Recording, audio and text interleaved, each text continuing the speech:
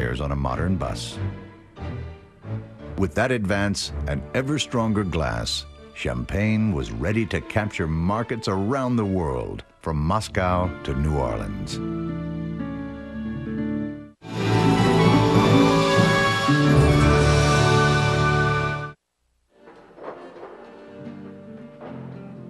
Through the mid-1800s, Champagne's exports boomed, and its salesmen became adventurers seeking new markets. One of them, Charles Heidsieck, targeted the United States.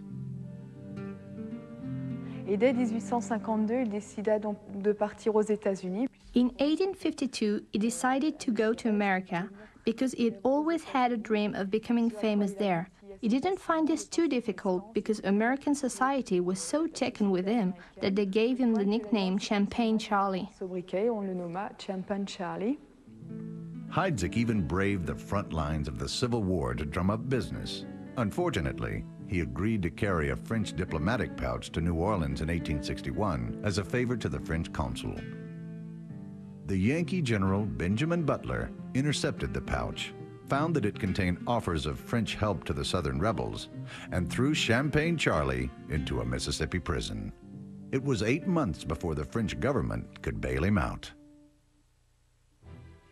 Of all Champagne's export markets, the biggest was Russia. In 1876, Tsar Alexander II, with an ego to match his thirst, wanted a specially designed bottle for his personal use.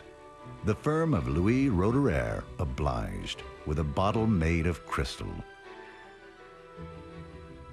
And the challenge was to find something specific which can be seen by the guest when the champagne was poured.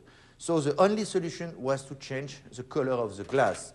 The bottle at this time was more or less the same as this one, and it has been decided on the specific demand of the Tsar to make a clear glass bottle in crystal at this time.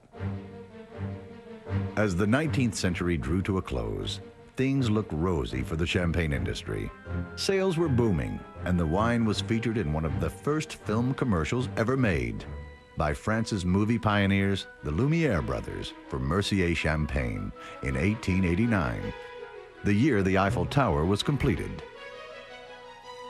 But despite the optimism, a silent, invisible killer was already stalking the vineyards of Champagne, threatening to wipe out the entire industry.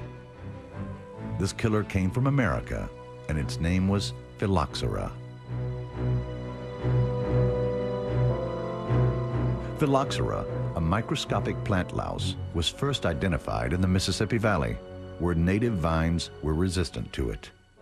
It migrated to France on merchant ships and began to spread like wildfire throughout the great French vineyards. It attacked the roots of the non-resistant French vines, killing them. By 1910, Champagne had lost 15,000 acres of vineyards. Wine growers tried everything they could think of to kill the invader, including burning and flooding the vineyards, but nothing worked. Many people in Champagne thought that Champagne was going to disappear totally because it was absolutely impossible to fight against this microbe. Finally, the only solution was to pull up almost every single vine and to import louse-resistant American rootstock. The fruit-bearing branches of the French vines were grafted onto the American roots, and the new hybrids were used to replant the whole region. It was such a massive job that even school children in Champagne were taught how to do it.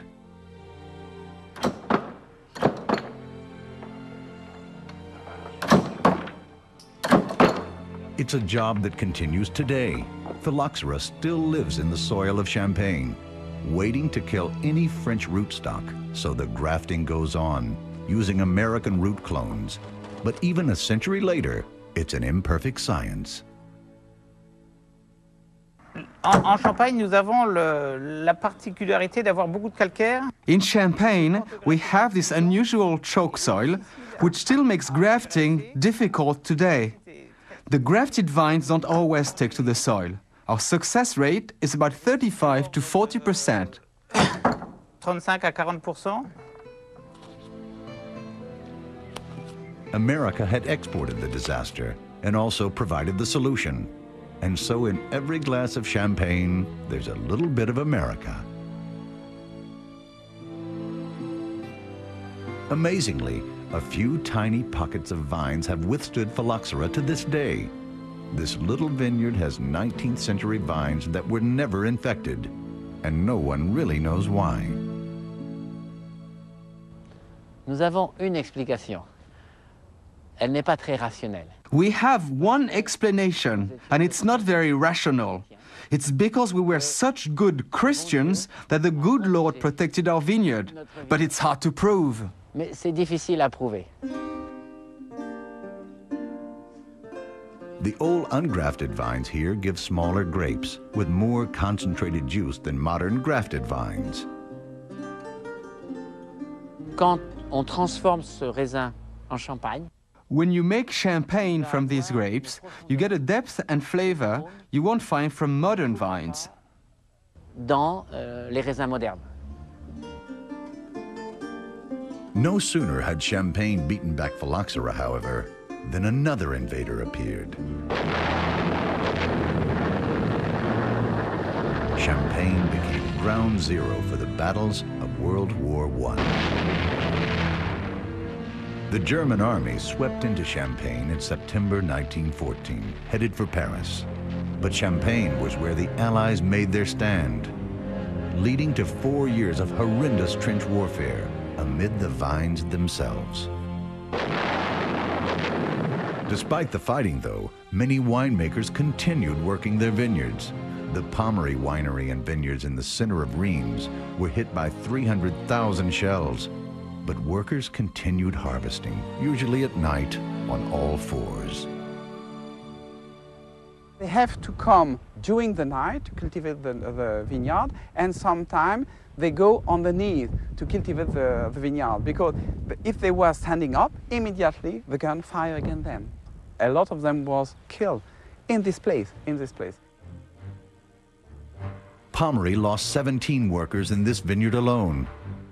And in the first year of the war, 20 children in Champagne were killed while picking grapes.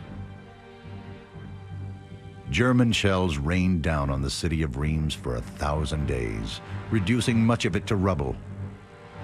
The great Gothic cathedral, suspected of being used as an observation tower, had its roof set on fire and its walls blown out, setting off an international outcry. Imagine more than 200 shells falling down on the roof, and the roof, was made of lead, and the lead melt because of the shelling. I think that's here that you have really to visualize all the gargoyles, spitting out this lead, which became really liquid, just like rainwater. The bombing attracted such international publicity that after the war, America's oil-rich family, the Rockefellers, paid to restore the cathedral to much of its former glory.